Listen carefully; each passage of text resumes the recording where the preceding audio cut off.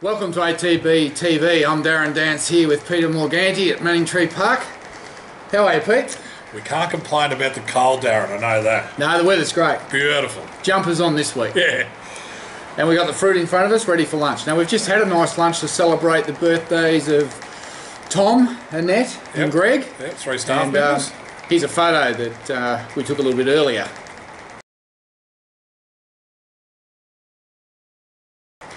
Well, Annette was certainly enjoying her free lunch. I've never seen a bloke eat as much as Aiden. Aiden, he's a machine, isn't he? 14 helpings and then ate 3/4 of the birthday cake. And he's a stick. I can't believe it. Age will catch up with him, Pete. If I looked at that much food, I'd put on 5 kilos. Anyway. All good. Yeah. Anyway, we're going to run through last week's runners, Pete. You spit them out and I'll tell you what I thought. Yeah, we had another good week, Darren, so it's easy to do these reports with winners. Kicked off with, our first runner was Carraganair last Friday at Geelong, and he ran well, but I think the wash-up was we need to get him out further in trip. Bottom line was, Pete, too far back, needs a bigger track and more distance, but it was good to see him hit the line and run fourth. And we tipped him on the back of Hayes' sprue. Perugia at Flemington on the Saturday ran very well for 5th, but he's now here in the paddock. Yeah, well, he'll be wishing he had a 1 because it's about 3 degrees out there, but he's got a nice big rug on. But, geez, had a great prep, this horse, and he'll have a good break now, and looking forward to seeing him later over the summer. He's going to be a city class Saturday horse for sure. Going to have a lot of fun with him. Also there we had Clairvaux, just a fair run. It's sort of hard to work out where he is at the moment. Something's got to change here. The horse is getting back, he's pulling in his races and he's not finishing off.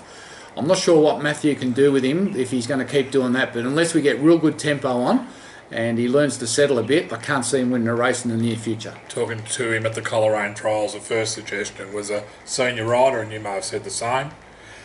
And I think he could back up at Sandown next Wednesday. Right. That's another little thing we probably haven't tried in the past too much, is quick backup. Red Handle at Doomben. Tony Golan was happy with the run, finished 9th. Yeah, well, you're happy as you can be when you run 9th. 1,000 metres was way too short. Yeah. Anyway, it was a hot field, fair speed, but she got back and, she would have had to pick through them somehow, but it didn't happen. Yeah. Anyway, next start over a bit further, she'll be right. Yep. I went to Coleraine and we had a winner, Revolutionary, and it was a determined win. He looked like he was going to run a nice second, and he really picked up late. Yeah, never looked like winning the race, really. Jack got into him. I tell you what, one thing about Jack Hill is when he gets into him, he gets those arms going like a magpie in a storm. Yeah, he was flapping those elbows, if anyone wants to watch the replay, but he's got a funny style, Jack. But I'll tell you what, he got that horse going, and the last stride win at his only second start over a mile, stepping up from 1,200. I thought it was an extremely good effort, and I think he's a horse. It's got a bit of a future. Yeah, for sure. I think Jack might have been flapping the wings to get that win up for us. He's very happy, Jack. Well done. And congratulations to all the owners, especially the ones in it that bred it. It's a great outcome. Excellent result. The next day at Bendigo, we had Artisano.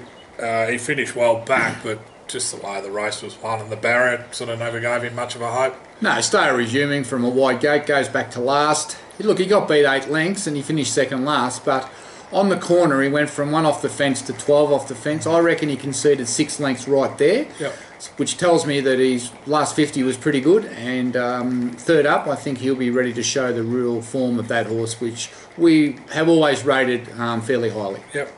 The next day, Monday, Wodonga, Sar Plain, did not have a lot of luck when he needed it, and he finished 8th. But certainly beaten, they said. Well, Jack got off and just said he should have won. Funny how you should have won when you got beat 6.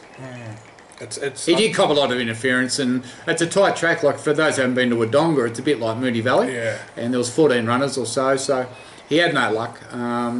He's going good, this horse. I've got a lot of time for this horse. I think he's the real deal, and he'll bounce back next start. We certainly need to find bigger tracks for him. Yesterday, you went to Sandown. I'll talk about Tintaglia first. She finished 9th. Yeah, look, it didn't work out. We dropped it back to 2100 thinking there'd be better tempo and she could travel without pulling. Unfortunately, there was no tempo, so she was pulling. And then, of course, she ended up... He didn't want to go to the fence, and he probably shouldn't have went to the fence, but he went to the fence. And then there was just no hope. I could tell at the 600 she was no hope. So finished down the track, and she'll be home tomorrow with her future to be determined. Yep. Later in the next race, we had a great result with High Logo winning the 2400 metre benchmark 70. Yeah, well, a lot of this success of High Logo yesterday, Pete, has to go to yourself. Take my hat off to you. Great bit of planning there. We sat down and mapped out a plan for her.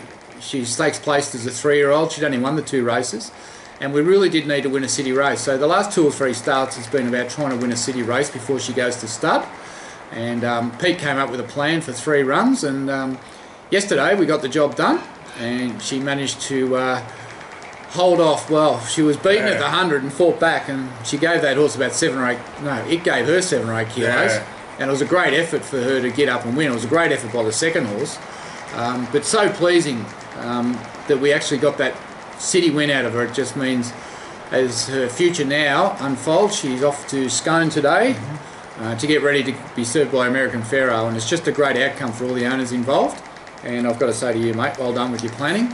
And it was a great ride by Michael D. He knew the situation, he knew it was the last run, and he knew we had to win a city race, and he really did get down and punch her out to the line. And you know, credit to the stable, jockeys and yourself. Well done. The down in the weight certainly helped her, and up in class. I think it's something we might look at a bit more with some of these runners that are just plateauing. I think we've got too many horses running around carrying 59 kilos in their grade when they could certainly benefit from going to the next grade up and dropping their weight to 54. Yeah. Particularly the horses that are not 540 kilos, the Silver Stratums, the Equietos, the High Largos, those sort of horses. I firmly believe if we can get them up in grade and down in weight, we'll have more success. Yeah, no, I agree. You mentioned Silver Stratum. That's the end of our runners. We sit here about 2 hours out from a race at Sale, where he will contest the 1700 metre benchmark 64. Second favourite. D-Lane on board. D-Lane on board. Track downgrade. Yeah, from a 4 to a 6, which certainly helps. Barrier 8 from 12. He's a clear second pick. There's a Tassie horse in there that goes pretty good in there. It's $2.60 favourite, and it probably swims. So, look, at the end of the day, he's in the right race. He's got the right conditions. It's a beautiful track with a big straight, and I think he's a real red-hot chance to finally win a race this prep. He's had no luck at all, and if he gets luck today, he wins. Vibus Gold on top of it, so it'll be a nice bonus. Yep, it'll pay for his prep in one go. Yep. Right, so I'll flash that result up.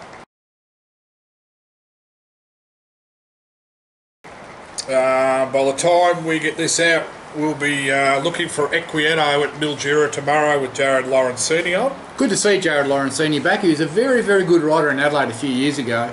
He's had a break from riding. He's been riding track work for Darren Weir for quite a couple of years now, I think. About 4 or 5. 4 or 5 been riding work. Anyway, he's made a comeback. I reckon he must have lost 12 kilos. More probably, I reckon, 20 kilos. Yeah. I was being kind. So he's lost 20 kilos, so good on him. And look, I think he's had 8 rides back for 3 winners. He's a very smart rider. Very pleased to see him on Equieto. And really, at Mildura on Friday, that horse should just win. Kirimar's got 1 in it. It's the only danger. Ran second at Sandown, but apart from that, and Darren Weir said it, this is his grade, this is his race, so hopefully, fingers crossed. Should be winning. Saturday we have Rocket Cod's in at Seymour, but just with the way the weather is, he'll be scratched. There's no hope of him running there. It's just far too wet. Be a heavy 15. Sunday on the synthetic, so there'll be no worries about my shiny choice racing there. Yeah, well, he's in good form and he seems to have come back stronger, and it was a good win last start, and let's hope he can go back to back. I can't see any reason why he can't be competitive again. No, I agree there. And Monday we have Astrological kicking off her race career at Echuca over 1,000 metres with Harry Coffey on. It's a well-bred wanted filly we bought out of the Gold Coast last year. She's taken a little bit of time to get the races, but she's shown plenty all the way through. 1,000 metres might be a touch short for a first up, but maybe a class will carry her a long way. But whatever she does Monday, she'll certainly improve on. But I think she's a filly with a future. Yeah, Darren Weir said the last 10 days she was sort of plateauing, but he said she's certainly starting to train on now. So yeah, I've got a bit of time for her. That's as far as we know. Obviously, Astrological Fields is not out yet. I'll put that out when it comes up tomorrow. Wednesday, I mentioned Clairvaux at Sandown's a possibility.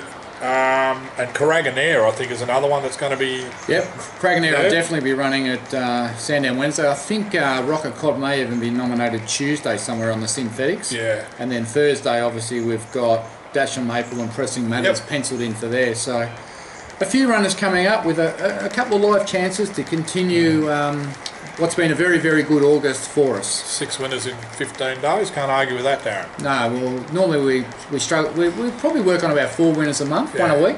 So to have 6 up already is a great start. Yeah. But like those 2 runners that ran yesterday, they've gone now, so you know there's fresh stock coming through. So we're looking forward very much to the spring. Yeah, well, I was at the trials this morning, and there's 5 went round. All haven't raced this prep, so they'll be within the month. They'll be all at the track. All at the track, so that's good.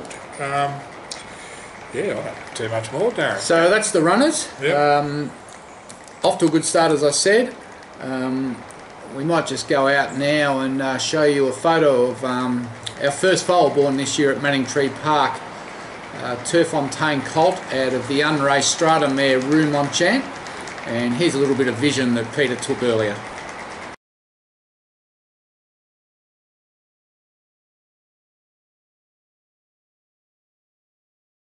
Well, that's the first foal, Pete, and there's 7 or 8 more waiting in the waiting room for delivery, and I would think by this time next week surely we've had 2 or 3 more. So the little turfy colt be wondering what he's landed in with this weather. Yeah, well, they're tougher than we are, I can tell you right now. So looking forward to that, and very busy there. So I guess until next week, I'm Darren Dance here with Peter Morganti.